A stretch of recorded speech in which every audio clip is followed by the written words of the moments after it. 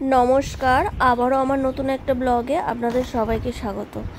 তো আজকের আমি কিভাবে চালতার আচার বানাতে হয় সবটাই দেখাবো আপনাদেরকে। চালতাগুলোকে কেটে রেখেছি দেখুন এইভাবে। হ্যাঁ, চালতা কীভাবে কাটতে হয় সবাই জানে।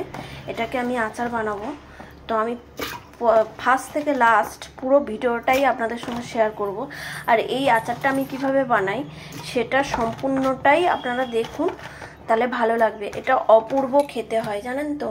আমি যেভাবে বানাই, মানে আমি অনেক রকমভাবে বানিয়েছি, কিন্তু এই পদ্ধতিতে একবার হলেও আপনারা বানিয়ে খাবেন, খেয়ে দেখে তারপরে আমাকে কমেন্ট করবে। তার আগে কমেন্ট না, আমি বলে দিলাম, মানে এতটাই আমি গ্যারান্টি দিয়ে বলছি, অপূর্ব অপূর্ব খেতে হয় চালতার আচারটা। শুধু চালতার আচার না, আমি যে কোনো আচার খুব সুন্দরই বানাই। এটা শুধু আমার কথা না, আমার হাতের আচার যে যে খেয়েছে সবাই প্রশংসা করেছে, তাই আপনাদেরকেও বললাম।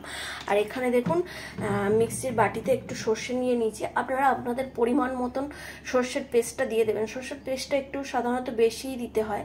আর এখানে আমি একটা চালতা নিয়েছি, একটা চালতা কাটতে এতটা হয়েছে, এই দেখুন।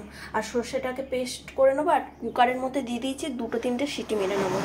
তো চলুন কিভাবে করি পুরোটাই আপনারা দেখতে থাকুন।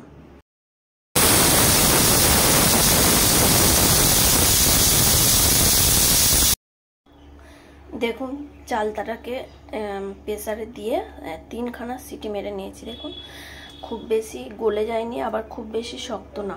আর এখানে কড়াইতে আমি শুকনো লঙ্কা দিয়ে দিয়েছি, আর এর সাথে হচ্ছে কি কিছুটা পরিমাণ জিরে দিয়ে দেবো। এটাকে হালকা একটু নেড়ে আর মিক্সিতে গুঁড়ো করে নেবো হালকা করে। দেখুন একদম ফ্রাই করে নিয়েছি, মানে একদম টেলে নিয়েছি হালকা করে। এটাকে এবার গুঁড়িয়ে নেব। এখানে দেখুন অল্প সামান্য পরিমাণে তেল দিয়ে দিয়েছি। হ্যাঁ, এবার এই তেলটা গরম হয়ে গেলে এর মধ্যেই সিদ্ধ করে রাখা চালতাটা দিয়ে দেবো। একদম অল্প 1 চামচ মতো তেল দিয়েছি। এটাকে একটুখানি হালকা নাড়াচাড়া করে নেব।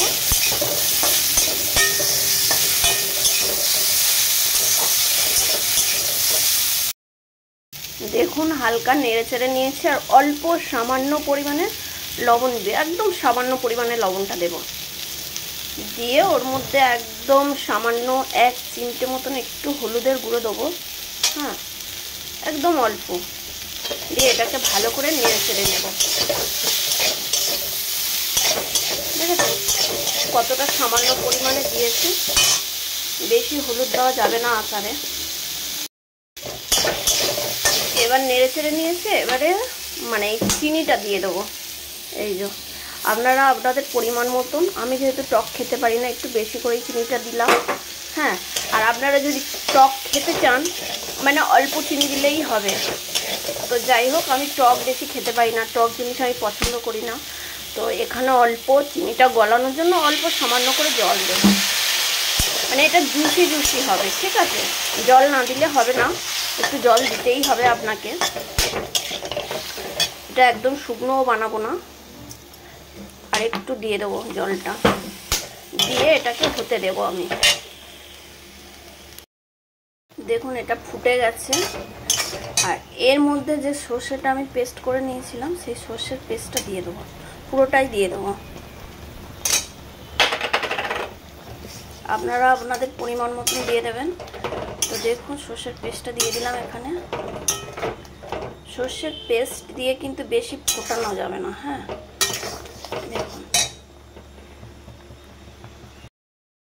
দেখুন সর্ষের পেস্টটা দিয়ে দিয়েছি, একটুখানি ফুটিয়ে নিলাম। মানে সর্ষের পেস্ট দিয়ে বেশি ফোটালে তো তিতো লাগে, তো অল্প একটু ফুটিয়ে, আর এই যে ফুটছে দেখুন, এই যে ভেজে রাখা মশলাটা, জিরে আর শুকনো লঙ্কা, এছাড়া আর অন্য কোনো মশলা এতে যাবে না। হ্যাঁ, শুধু জিরে আর শুকনো লঙ্কা, 5 ফোড়ন না, ফোড়নে কিছু দেবো, আর না হচ্ছে অন্য কোনো মশলা গুঁড়ো, ধনে বলুন, অন্য কোনো জাস্ট কোনো মশলা না, শুধু জিরে গুঁড়ো আর লঙ্কা।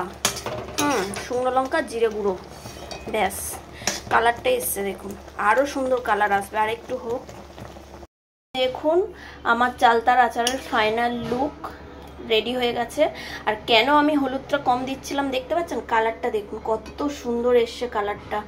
তো যাই হোক, একবার হলেও আপনারা অন্তত বাড়িতে ট্রাই করে দেখবেন, অপূর্ব খেতে হয়। আমি একটু জুসি জুসি ভাব রেখেছি, কারণ এই জুসটাও খুব সুন্দর খেতে লাগে, চালতার থেকেও জুসটা বেশি টেস্ট।